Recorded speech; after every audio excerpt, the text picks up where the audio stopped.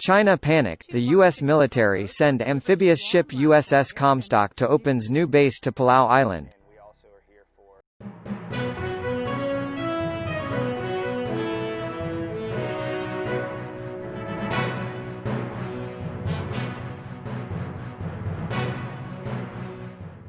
In a recent meeting between the Navy Secretary and the President of Palau, the U.S. signaled a commitment to enhanced presence here and for more U.S. military activity in the future. Washington, the United States is stepping up its military presence and activity in and around the small island nation of Palau in the Philippine Sea, a strategic location coveted by Pentagon planners as the U.S. looks to expand its footprint in the region. The past 2 months have seen visits by both the Secretaries of Defense and the Navy, where commitments were offered about more U.S. attention to the country, according to meeting notes seen by Breaking Defense. The President of Palau, Tommy Remengsao, recently handed letters to the 2 U.S. officials in which he asked the U.S. to consider building a new base in his small nation of 17,000 inhabitants. The letter passed to Defense Secretary Mark Esper and Navy Secretary Kenneth Braithwaite said the archipelago boasts port facilities, secondary airfields, law enforcement training grounds and maritime enforcement and surveillance facilities, which can be used as opportunities to strengthen U.S. military readiness. The ask falls squarely within the emerging U.S. military strategy in the region, which revolves around distributing forces to more places, with smaller footprints than the megabases on Guam, Okinawa, and Japan. Defense and State Department officials have embraced Remengaso's eagerness to draw closer to the United States, and there are signs of progress in getting agreements signed and begin moving forward. One state official, speaking on condition of anonymity, said, "We have a great relationship with the Republic of Palau, and look forward to finding ways to strengthen our cooperation in areas of mutual security interests." They added, however, that the sensitive discussions between our senior leaders still have a way to go. Remengsao is clearly ready for those talks to move along. Under the Compact of Free Association between the 2 countries signed in 1994, the U.S. is obligated to defend the country, while allowing citizens of Palau to serve in the U.S. Armed Forces. "We should use the mechanisms of the compact to establish a regular U.S. military presence in Palau," the President's letter said. The U.S. military's right to establish defense sites in the Republic of Palau has been underutilized for the entire duration of the compact, signed in 1994. In his meeting with Remengsao, Braithwaite stressed Palau's strategic location, which is extremely important to U.S. presence in the region, according to the meeting notes. The Secretary also made a commitment to enhanced presence here and for more U.S. military activity in the future.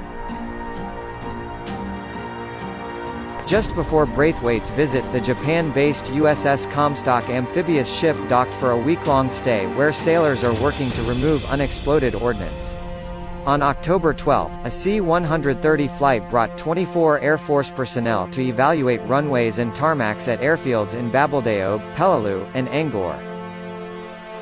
The Coast Guard cutter Sequoia also arrived this month to lay navigation buoys, following a similar visit in May.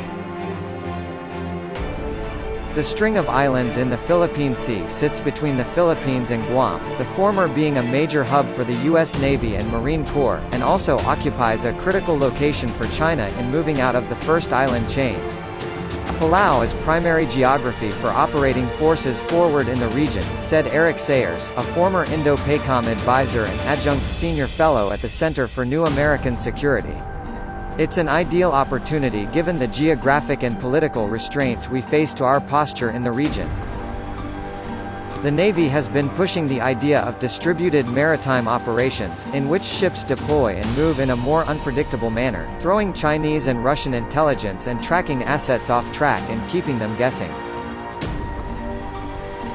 In the Philippine and South China Seas in particular, where long-range Chinese weapons can hold more and more territory at risk, having new ports to pull in and then deploy from, would go a long way to that end. Similarly, the Marine Corps is pushing hard to transition to smaller, more mobile and lethal units spread around the Pacific. Commandant General David Berger is establishing several littoral regiments that can provide their own air defense and precision fires assets. The units are part of the Corps' effort to move toward building a fast-moving, hard-to-detect inside force that can operate within a range of Chinese and Russian weapons ranges while packing a potent offensive punch, and staying away from the megabases well-ranged and targeted by Chinese missiles. Having Palau as a new staging or jump-off area would prove hugely helpful. The Navy and Marines are also developing a new class of logistics ship that can resupply Marines deployed to ad hoc island bases, and a light amphibious warship to carry Marines as well as fuel and supplies.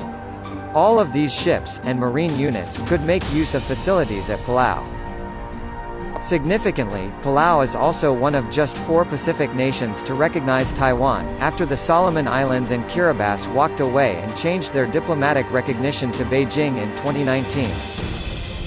That fact is not lost on U.S. policymakers, increasing their eagerness to pull Palau even closer as the Trump administration doubles down on the U.S. relationship with Taiwan, sparking Chinese complaints about growing U.S. arms sales to Taipei. The PLA Navy has ramped up its deployments into the Philippine Sea in recent years while also increasing the number of marine research expeditions in the area, Colin Koh of the S. Rajaratnam School of International Studies in Singapore said. It's part of Beijing's quest to build first a regional, then eventually global, ocean observation network that obviously has both civilian and military applications, in particular, undersea warfare. With those increased transits, having a base of operations in Palau could help improve the U.S. military's ISR in the area, helping keep tabs on these activities including PLA Navy submarines, Koh added. Because of Palau's continued recognition of Taiwan, China slapped a boycott on the country in 2017, banning Chinese tourism, which severely impacted the country's economy. The move has raised concerns in Palau and Washington that China's predatory economic strategy was being employed in the country, where China offers debt-trap investments in exchange for further alienating Taiwan. Whatever the U.S. footprint in the country looks like going forward, it's clear that both sides, at the moment, appear to be reading from the same playbook.